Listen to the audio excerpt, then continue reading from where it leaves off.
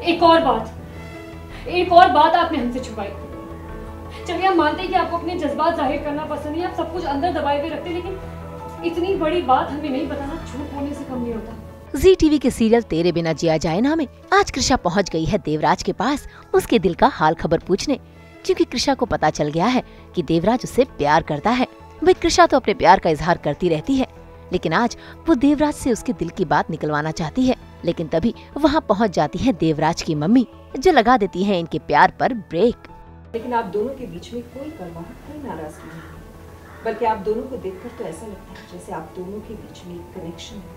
और ये सोचिए कि अब उन्हें ऐसा लग रहा है कि आप दोनों डिवोर्स करने वाले हैं, लेकिन आप दोनों के बीच में एक डिवोर्स कपल जैसी कोई कड़वाहट नहीं है, कुछ भी नहीं है। कृषा तो बहुत ज़्यादा ही प्यारे में है, वो एक्चुअली सामने वाला ना भी बोले तो भी 2 बार बोलती रहती है आई लव यू। लेकिन हाँ, कृषा जब पता होता है ना कि दूसरा इंसान भी प्यार करता है और नहीं बोल रहा है, तो आई थिंक उसको छेड़ने का ज़्यादा ही मज़ा आता है।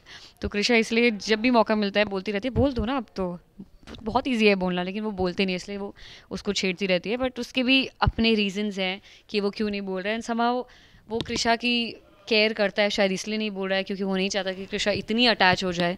और अब जैसी सिचुएशंस बढ़ती जा रही हैं तो शायद हमें डिस्टेंस भी रखना पड़े, प्रॉब्ली इसलिए वो नहीं बोल रहे हैं। लेकिन कृषा है वो तो मज़े लेने छोड़ेगी नहीं।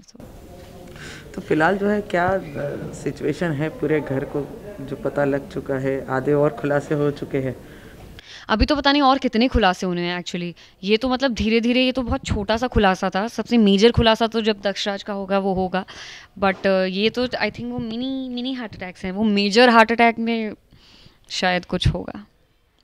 तो ये डिवोर्स का क्या चक्कर है पूरा, और इस बार फिर से देवराज ने जो है आपको फिर से एक बात छुपाई है? मतलब कृषा इतनी यूज्ड टू हो गई है अब शायद देवराज के बात छुपाने से। लेकिन लाइक आई सेड कि कृषा एक ऐसी लड़की है ना, उसे अगर आप सच बता देंगे तो शायद वो एक टाइम के लिए समझ जाएगी, लेकिन अगर आप उससे छुपाएंगे और उसको बाद में किसी और के थ्रू वो बात पता चलेगी तो that's hurtful. And I think वो रियल लाइफ में भी हमारे साथ होता है। अगर आप किसी से कुछ पूछ रहे हैं, बार बार पूछ चुके हैं, कन्फ्रंट कर रहे हैं, वो एक बार में सच बता दी तो वो बेटर होता है। अगर वो बात हमें किसी थर्ड पर्सन से पता चलती है तो वो काफ़ी हर्ट करती है। और कृषा भी मतलब सब जानने के बाद भी, सब समझने के बाद भी ऑफ कोर्स उसे हर्ट होता है, और इसीलिए वो दोबारा कन्फ्रंट कर रही है कि अभी भी और कुछ है तो आप बता दीजिए।